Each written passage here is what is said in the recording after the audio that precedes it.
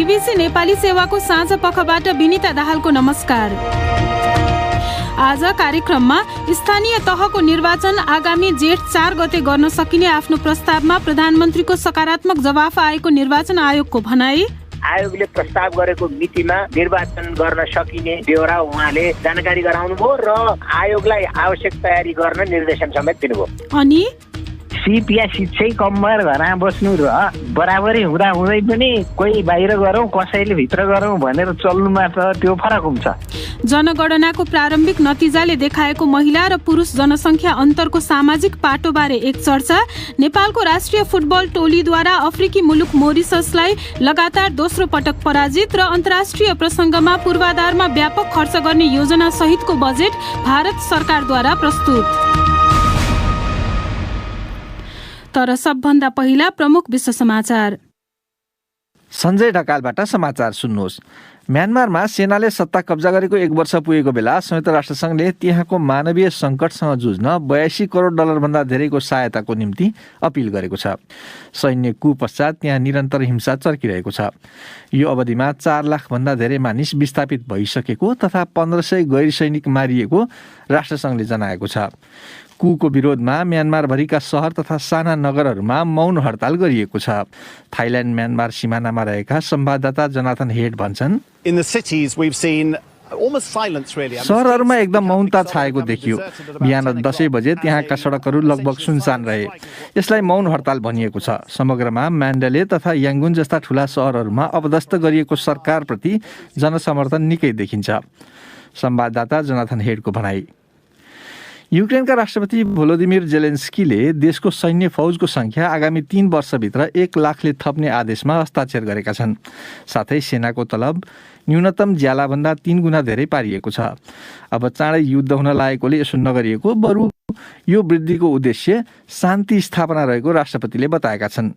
युक्रेनको सिमानामा रुसले ठूलो सङ्ख्यामा सेना तैनाथ गरेको र मस्कोले युक्रेनलाई अतिक्रमण गर्न खोजिरहेका भन्ने विवरणका माझ उनले यस्तो टिप्पणी गरेका हुन्। रुसले चाहिँ अतिक्रमणको योजना नबनाएको बताउँदै आएको छ। ब्रिटेनको प्रमुख प्रतिपक्षी लेबर पार्टीले प्रधानमन्त्री बोरिस जोन्सनको राजीनामा नै राष्ट्रहितमा भएको बताएको छ।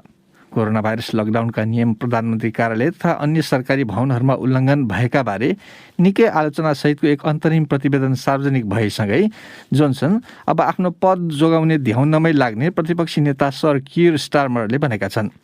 प्रहरीले पनि लकडाउनका बेला ती कार्यालयहरूमा भएका जमघटको छुट्टै अनुसन्धान गरिरहेको छ। कोभिड-19 को विश्वव्यापी महामारीसँग जुझ्न अपनाइएका काम कारबाहीहरूका कारण संसारभर ठूलो मात्रामा मेडिकल फोहोर उत्पादन भएकोमा विश्व स्वास्थ्य संगठन WHO ले चिन्ता जनाएको छ। गरिब देशहरूका आधाभन्दा धेरै स्वास्थ्य उपचार केन्द्रहरूले त्यस्ता फोहोरलाई सुरक्षित व्यवस्थापन गर्न नसक्ने पनि उसले बताएको छ। नाओमी ग्रिमले भन्छन्,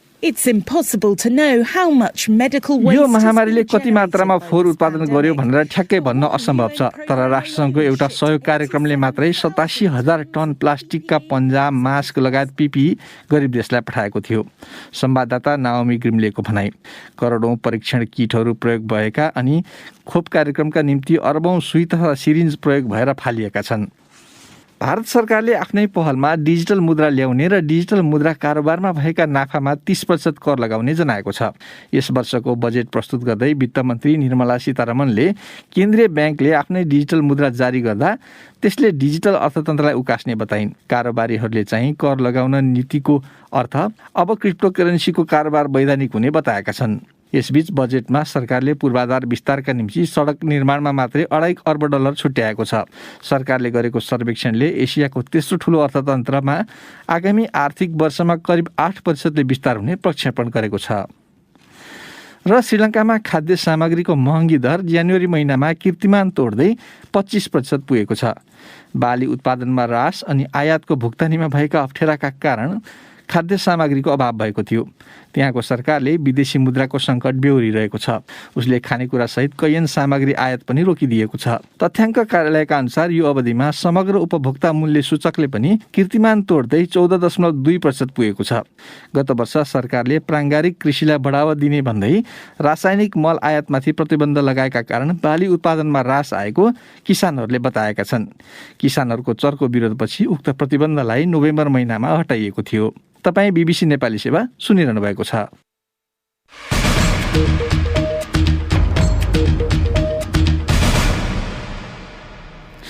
साँझपखमा तपाईंलाई स्वागत छ।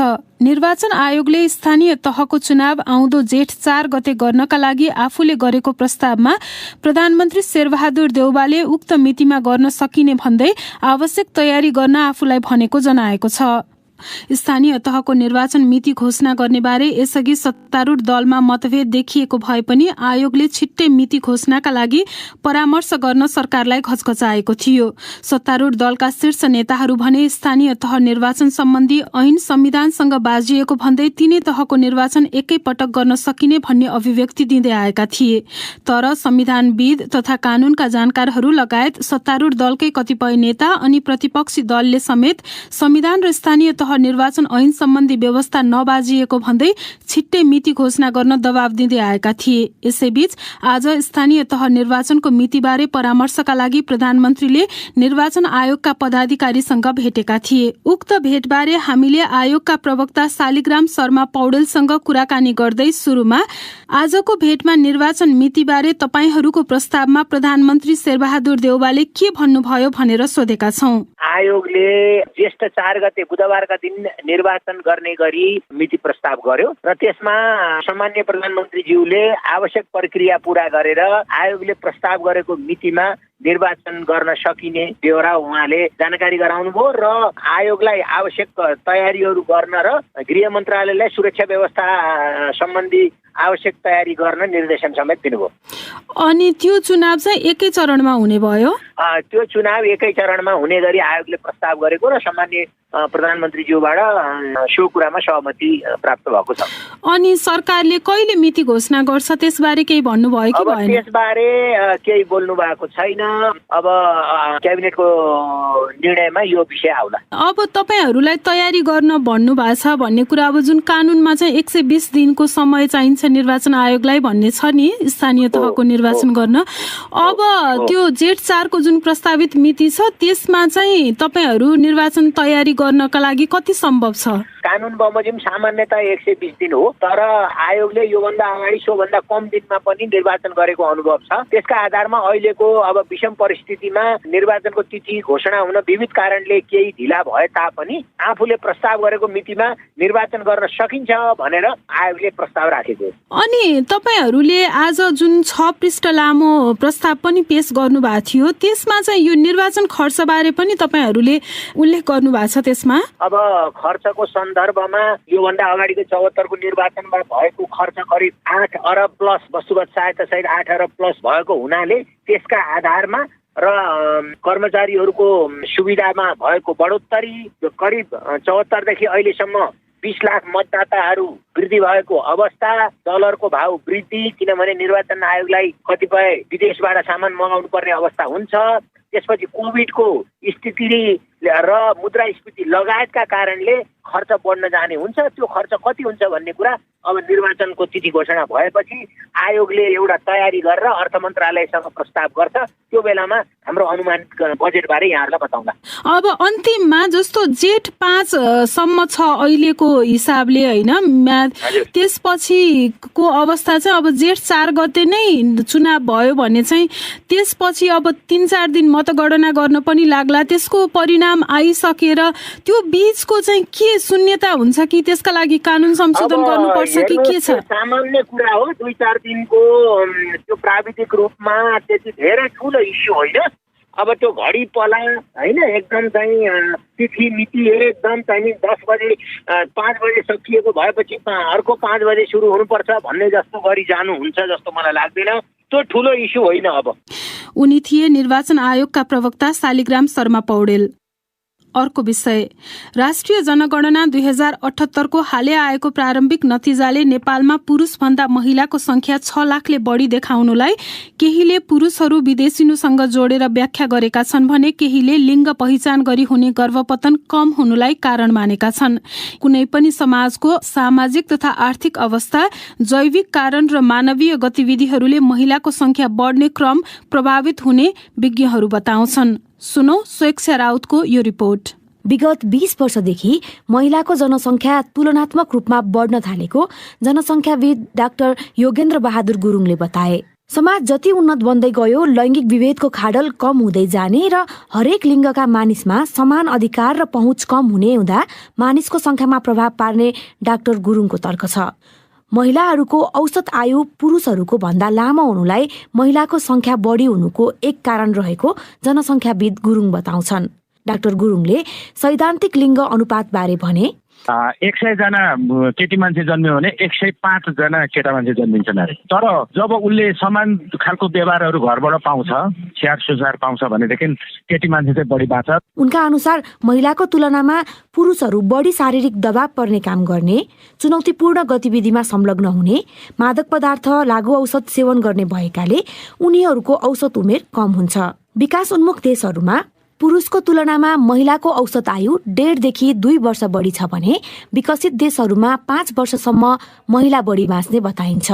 उनले भने महिला बढी देखिएको त्यो एकदम स्वाभाविक हो। त्यो चाहिँ सामाजिक आर्थिक विकास सँगसँगै प्राकृतिक कुराहरू पनि हो। यस वर्षको जनगणनामा विदेशमा रहेका नेपालीको संख्या 21,69,000 भन्दा बढी देखिएको छ। विदेशिएका मानिस मध्ये ठूलो संख्या पुरुषको रहेको डाक्टर गुरुङको आकलन छ। घर बाहिर बस्नेहरू त्यसमा त पुरुष बढी छ नि त तपाईको, तर त्यो त यही परिवारको सदस्यहरू यही देशको नागरिक हो नि त। त्यो जोड्नुहोस् त तपाईको त्यति धेरै फरक आउँदै हुँदैन नि। नेपालमा गर्भवती महिलाको मन्जुरीमा 12 हप्तासम्मको गर्भ, जबरजस्ती करणी वा हाडनाता करणीबाट रहन गएको 18 हप्तासम्मको गर्भ र गर्भपतन नगराएमा गर्भवती महिलाको ज्यानमा खतरा हुने वा निजको शारीरिक मानसिक स्वास्थ्यमा असर पर्ने वा विकलाङ्ग बच्चा जन्मिन सक्ने सम्भावना भएमा महिलाको मन्जुरीमा गर्भपतन गराउन सकिने व्यवस्था रहेको छ। केही जानकारहरू यस व्यवस्थाका कारण छोरीको जन्मदर बढेको हुन सक्ने बताउँछन्। अधिवक्ता उषा मल्ल पाठक कानून कार्यान्वयन भएकै कारण छोरीलाई कोखमै पतन गर्ने प्रवृत्ति कम हुँदै गएको धारणा राख्छिन्। सेक्स सेलेक्सन त भनिँदैन, उसको सहमतिमा गर्ने भन्ने होइन, अनुमतिमा गर्न पाउने भन्ने राइट नै दिएको भएपछि त्यो कुरालाई चाहिँ नि यो सेक्स सेलेक्सनको आधार पनि बन्न सक्छ भन्ने एउटा त्यहाँनिर पनि कानुनको लुपहोल चाहिँ छ भन्ने लाग्छ मलाई। हजुर। यद्यपि उक्त व्यवस्थाले गैर कानुनी रूपमा लिङ्गको पहिचान गरी भ्रूण हत्या गर्ने गतिविधि प्रोत्साहित गरेको जनसंख्याविदको ठहर छ। त्यस्तै सीमित सन्तान विशेष गरी 2 जना जन्माउन प्रेरित गर्नुले पनि प्रभाव पारेको हुन सक्ने उनीहरूको अनुमान छ। जनसंख्या वृद्धि दर घट्ने भन्दा बढी हुनुले समाजका हरेक क्षेत्रमा महिला र पुरुषको बराबर सहभागिता र पहुँचले समाज विकासशील भएको संकेत गर्ने बताउँछन् समाजशास्त्री डाक्टर तुलसीराम पाण्डे। परिवारको हिसाबले हेर्दा कसैले घर चलाउनु, कसैले बाहिर काम गर्नु त्यो आफ्नो ठाउँमा ठिक होला, तर स्किल सिप या शिक्षै कम भएर घरमा बस्नु र बराबरी हुँदा हुँदै पनि कोही बाहिर गरौँ कसैले भित्र गरौँ भनेर चल्नुमा त त्यो फरक हुन्छ। शिक्षामा असमान पहुँचका कारण लैङ्गिक विभेदको खाडल ठूलो बनेको छ। त्यसैले संख्यात्मक हिसाबमा महिला बढी हुनुभन्दा ठूलो महत्व उनीहरूको सिप विकास र अवसर प्रदान गर्नुमा हुने उनको तर्क छ। केही देशमा महिला वा पुरुषको अनुपात असन्तुलित भएका कारण वैवाहिक संस्था प्रभावित भएका विवरणहरू समेत सार्वजनिक भएका छन्। तर नेपालमा त्यो अवस्था नआइसकेको पाण्डेको दाबी छ। जनसंख्याविद गुरुङले भने महिलाको संख्या धेरै हुनुको अर्थ पाको उमेरको महिला धेरै छन् भन्ने संकेत भएको जिकिर गरे। तपाईँको औसत आयु बढी हुने बित्तिकै एल्डरली एजहरूमा बढी महिलाहरू हुन्छ पुरुषभन्दा, होइन? त्यो भएको हुनाले काम गर्न सक्ने यङ एजहरूमा त उस्तै नै हुन्छ नि त। त्यसले गर्दा खासै फरक पर्दैन। अर्कै सामाजिक अध्येता शारदा सिंहले महिलालाई सामाजिक तथा आर्थिक विकासको महत्त्वपूर्ण सूचकका रूपमा व्याख्या गरेकी छन्। महिलाको संख्या सधैँ पुरुषको तुलनामा बढी भए पनि उनीहरूका लागि उपयुक्त कानून नबनेको तर्क गर्छिन् महिला बालबालिका तथा ज्येष्ठ नागरिक मन्त्री उमा रेग्मी। भनौँ न हिंसै सम्बन्धी पनि भएको कानुन लागू भएको छैन, त्यसलाई लागू गराउनु पर्यो र नपुगेको कानुनहरू चाहिँ थप गर्न पर्यो। तर कानुन थप गर्ने पनि यहाँ ठाउँ पाएन, पार्लियामेन्ट चल्न दिएको छैन, त्यसले गर्दाखेरि कानुनै बनाउन पाइएन। आफूले महिलाको सशक्तिकरणका लागि विशेष कार्यक्रम तथा योजनाहरू अघि सारेको मन्त्री रेग्मीको दाबी छ। स्वेच्छा राउत, BBC, काठमाडौँ। नेपालको राष्ट्रिय फुटबल टोलीले अफ्रिकी मुलुक मोरिससलाई आज लगातार दोस्रो पटक हराएको छ। दशरथ रङ्गशालामा आयोजित खेलमा मंगलबार पनि नेपाली टोलीले मोरिससलाई 1 गोलले पराजित गरेको हो। लामो समय पश्चात नेपालले यसरी खेलेको मैत्रीपूर्ण खेलमा निकालेको परिणामको अर्थ के हुन्छ?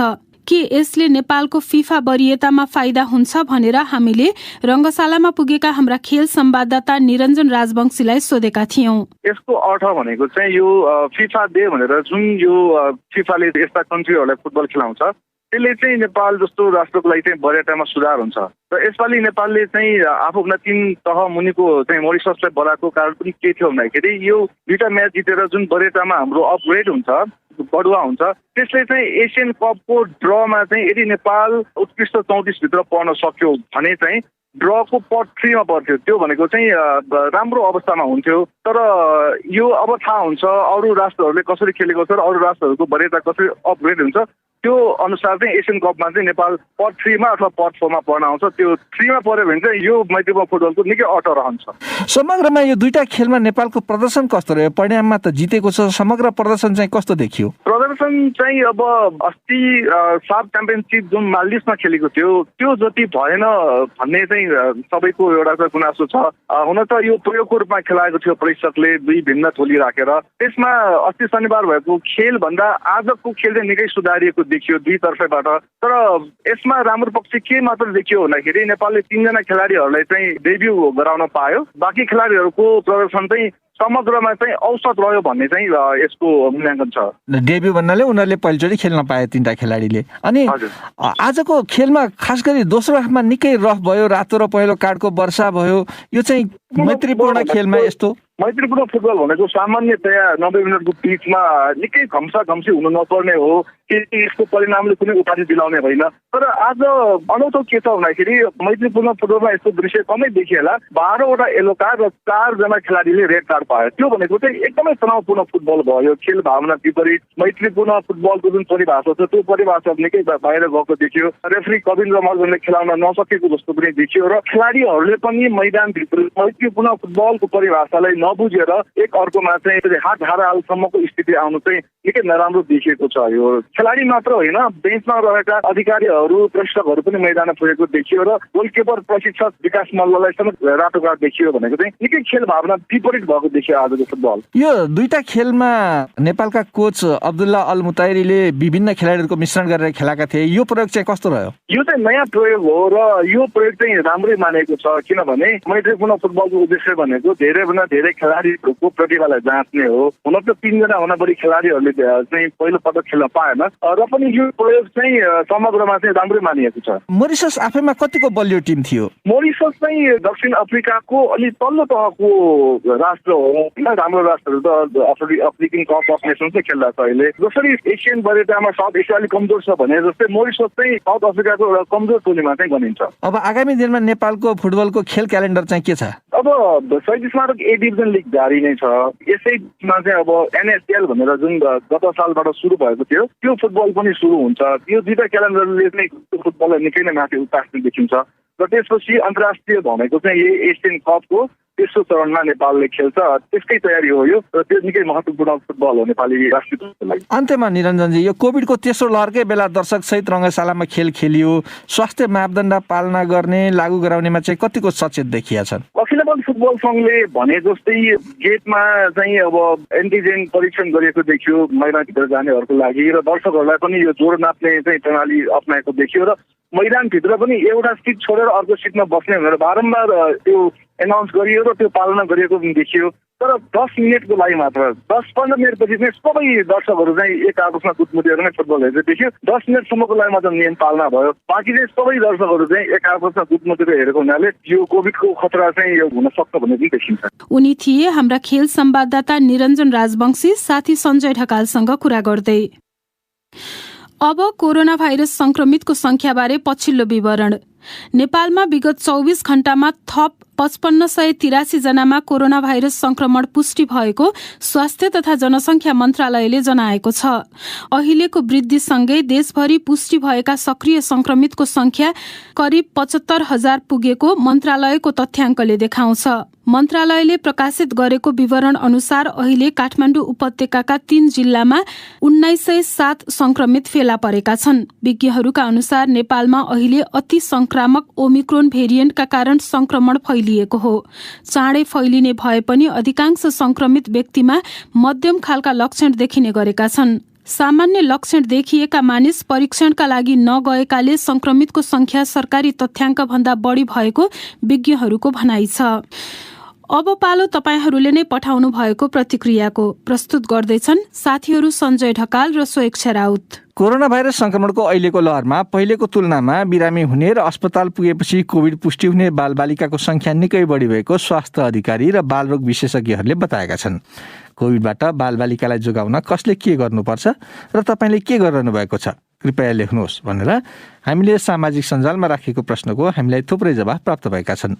तीमध्ये केहीलाई हामीले यहाँ समेटेका छौँ। रिता श्रेष्ठ लेख्छिन्, चिसोबाट जोगाउने, घरमा तातो सुपहरू बनाएर खुवाउने, साबुन पानीले हात धुन लगाउने, साथीहरूमाझ भेट्दा अङ्कमाल नगर्न सुझाउने गर्नुपर्ला। प्रेम माझी भन्छन्, सबभन्दा पहिला अभिभावकले आफ्ना नानी बाबुहरूलाई निगरानीमा राख्नुपर्छ ताकि बालबालिकामा नराम्रो प्रभाव नपरोस्। बालबालिकालाई उचित खोपको व्यवस्था गरी समुचित ढङ्गले लगाइदिनु नेपाल सरकारको दायित्व हो। लक्ष्मण शर्मा लेख्छन्, सबैभन्दा पहिला बालबालिकाको मनोवैज्ञानिक स्तर अनुसार उनीहरूलाई कोरोना भाइरसको बारेमा बुझाउनुपर्छ अनि सतर्कताका मापदण्ड अनुसार उनीहरूका दैनिक क्रियाकलापमा कुनै नकारात्मक असर नपर्ने गरी सञ्चालन गर्न हामीले पुरै हौसला र साथ दिनुपर्छ। सुनेश्वर शाह लेख्छन्, यस्तो परिस्थितिमा बालबालिकाको ध्यान अभिभावक बाहेक अरू कसैले दिन सक्दैन। त्यसैले अभिभावकहरू सचेत भएर बालबालिकाहरूलाई संक्रमणबाट जोगाउन सकिन्छ। भूमिराज पिथातोली भन्छन्, सानोतिनो बिरामीको वास्ता नगर्ने उमेर हो बालबालिकाको। बालबालिकाहरू अस्पताल नै भर्ना हुनु भनेको त गम्भीर रोग संक्रमण भइसकेको अवस्था हो। भर्चुअल कक्षामा पढाउने र बालबालिकालाई घरमै हेरविचार गरेमा संक्रमणबाट जोगाउन सकिएला। सुशीला खनाल लेख्छिन्, कोभिड महामारीमा सबैभन्दा ठूलो असर बालबालिकालाई नै परेको देखियो। विगत 2 वर्षदेखि उनीहरूलाई घरभित्र राखिएको छ र अनलाइनमा पढाइएको छ, जसले गर्दा उनीहरूमा हुने सामाजिक र मानसिक विकासमा कमी त भइरहेको छ नै। अर्कोतिर अहिले कोभिडको तेस्रो लहर आउँदै गर्दा बालबालिकाहरू संक्रमित भइरहेका छन्। अब आजको एउटा अन्तर्राष्ट्रिय प्रसङ्ग। भारतमा प्रधानमन्त्री नरेन्द्र मोदी नेतृत्वको सरकारले पूर्वाधारमा व्यापक खर्च गर्ने योजना सहितको बजेट प्रस्तुत गरेको छ। महामारीका बेला भन्दै आयकरहरूमा कुनै वृद्धि गरिएको छैन। कोभिड पश्चात अर्थतन्त्र पुनरुत्थान गर्न लागि परेको एसियाको तेस्रो ठूलो अर्थतन्त्रले साना व्यवसायहरूलाई कर्जा ग्यारेन्टी विस्तार पनि गरेको छ। बीबीसी विवरणहरूमा आधारित एक रिपोर्ट सुनौ सञ्जय ढकालबाट। न्यून माग, रोजगारको नाश तथा पछिल्लो ओमिक्रोन भेरिएन्टको संक्रमणका लहरका माझ मंगलबार संसदमा वित्तमन्त्री निर्मला सीतारमणले वार्षिक बजेट प्रस्तुत गरेकी हुन्। त्यहाँको सरकारमाथि पछिल्लो समय 2 थरी आलोचना हुँदै आएको छ। एउटा माथिल्लो निश्चित वर्गमा मात्र एकत्रित हुन थालेको तीव्र आर्थिक विस्तार अनि अर्को विशाल अनौपचारिक अर्थतन्त्रमा बढ्दो चापलाई लिएर ती आलोचना हुने गरेका छन्। यसको प्रतिक्रियामा सीतारमणले विशाल खर्च योजना पेश गरेकी छन्। सरकारको समग्र पुँजीगत खर्चको लक्ष्य गत वर्षको तुलनामा 34% धेरै राखिएको छ। नयाँ योजनामा 25,000 किलोमिटरका नयाँ राजमार्गहरू, 100 वटा कार्गो टर्मिनलहरूको निर्माण अनि सोलर प्यानलको उत्पादनमा अतिरिक्त छुटहरू रहेका छन्। तर अर्थविदहरूले यो विशाल खर्चलाई धान्न आवश्यक कर्जाका कारण आगामी दिनमा ब्याज दरमा थप चाप पर्ने चिन्ता व्यक्त गरेका छन्। आयकर दर वा दायरामा कुनै परिवर्तन गरिएको छैन। नयाँ कर नथोपरिएको अनि खर्चमा ज्यादा ध्यान केन्द्रित गरिएकोमा त्यहाँको स्टक बजारले बजेटको स्वागत गरेको छ। अर्थविद सुभदा रावले बजेटले निजी क्षेत्रको उपभोग बढाउनेतर्फ अपेक्षित योजना नल्याएको बताइन्। यस्तो उपभोगले भारतको अर्थतन्त्रको 55% ओगट्छ। महामारीभन्दा पहिलेको समयको तुलनामा यो अहिले तल झरेको छ। साथै बजेटमा भारतको बेरोजगारी समस्या सम्बोधन हुने ठोस प्रस्ताव नभएको भन्दै अर्थविदहरूले निराशा प्रकट गरेका छन्। बजेटले खाद्य तथा कृषि मलमा दिइरहेको सरकारी अनुदानमा कम खर्च गर्ने प्रस्ताव गरेको छ। बजेटले क्रिप्टो करेन्सी वा डिजिटल मुद्राको कारोबारलाई सहमति दिने सङ्केत गरेको छ। भारतमा हालसम्म त्यस्ता मुद्रा कारोबारबारे कुनै कानुन छैन। तर बजेटमा मन्त्री सीतारमणले केन्द्रीय ब्याङ्कले डिजिटल मुद्रा जारी गर्ने र त्यसको कारोबारमा हुने नाफामा 30% कर लगाउने प्रस्ताव गरेकी छन्। आज मंगलबार। अब प्रस्तुत छ साप्ताहिक विकल्पको बाटो।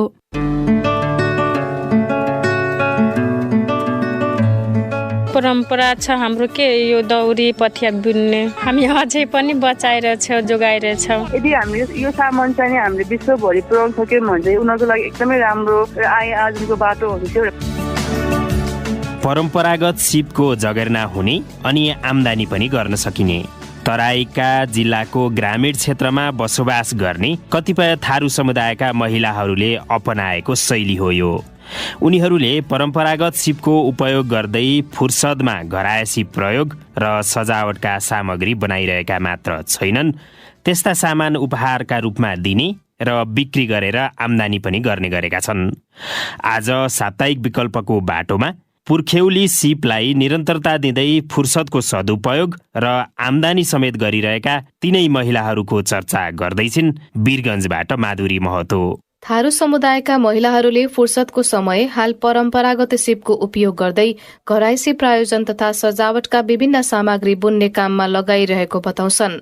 पर्सा जिरा भवानीकी प्रतिमा चौधरी मुज भी चीर के जंगल से आनल जाला। जंगलबाट विभिन्न काँस लगायतका सामग्रीहरू लिएर आउँछौं र रङहरू किनेर ल्याउँछौं। काँस बाँसलाई रङ्गेर घाममा सुकाएर विभिन्न रङ्गीन रूपमा नुइया, डलिया, सुप्पा, टोपी, दौरा लगायतका सामग्री बुन्ने काम गर्छौं। अहिले पछिल्लो समय त बिक्री पनि हुन थालेको छ। धेरै महँगोमा बिक्री हुने गरेका छन् यी सामग्री। खास गरी थारू समुदायमा छोरीको विवाह वा गाउँलेको घरमा हुने बिहेबारी, पूजापाठ तथा आफन्तको विवाह पूजापाठमा यी बुनिएका तथा बनाइएका विभिन्न सामग्री सगुनको रूपमा दिने प्रचलन रहँदै आएको र यसले केही आर्थिक उपार्जनमा पनि मद्दत भएको बताउँछिन् मनोरमा देवी।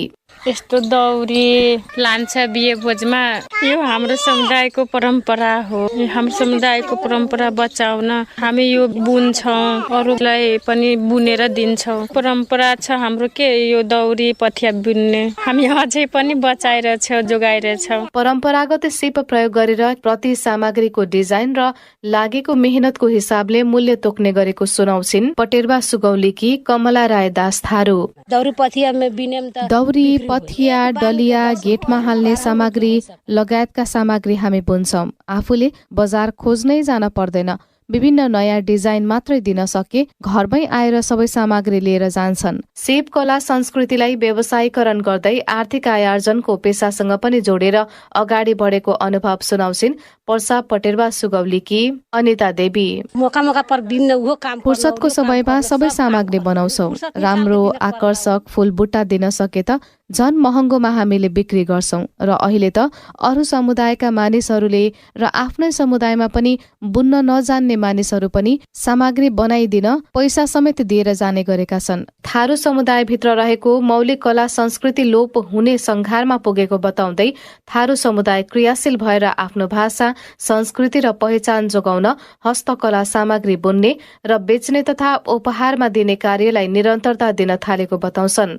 यसले थारू समुदायकै पहिचान बचाउन मद्दत हुने र महिला सशक्तिकरण पनि हुने बताउँछन् सामाजिक अभियन्ता प्रकाश थारू। थारू समुदायका महिलाहरूले जुन भक्ति बुन्ने जुन काम गरेको छ अति नै सराहनीय छ र स्थानीय स्रोत साधनबाट नै बुन्छन्। यसमा स्थानीय सरकारले नै यसलाई उत्थान गर्नुपर्ने अवस्था देखियो। अलिकति सिड मनीको व्यवस्था गरेर बजारीकरण मात्रै गरिदियो भनेदेखि भोलिको दिनमा थारू महिलाहरूलाई निकै नै सेवा हुन्थ्यो र जीवनस्तर पनि बढ्छ जस्तो मैले महसुस गरेको छु। गाउँमा आफ्नो कार्य सिलसिलामा काठमाडौँबाट आएकी राधा मताङ्गीले भनिन्, यदि हामीले यो सामान चाहिँ हामीले विश्वभरि पुर्याउन सक्यौँ भने चाहिँ उनीहरूको लागि एकदमै राम्रो आय आर्जनको बाटो हुन्थ्यो। जुन जति सिक्नु भएको छ उहाँहरूलाई चाहिँ एज अ ट्रेनरको रूपमा राखेर अरू ठाउँहरू मात्रै नभइकन उद्योगको रूपमा त्यसलाई सञ्चालन गरेर अनि त्यो प्रडक्ट चाहिँ हामीले विश्वभरि पुर्याउन मन छ। पछिल्लो समय थारू समुदायले निर्माण गर्ने हस्तकला र हस्तकलाबाट निर्मित सामग्रीहरू लोप हुन थालिसकेको अवस्थामा पनि केही महिलाहरू भने यसको संरक्षणमा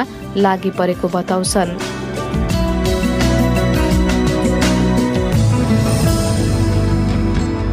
साप्ताहिक विकल्पको बाटो प्रस्तुत गर्दै थिइन् वीरगञ्जबाट माधुरी महतो।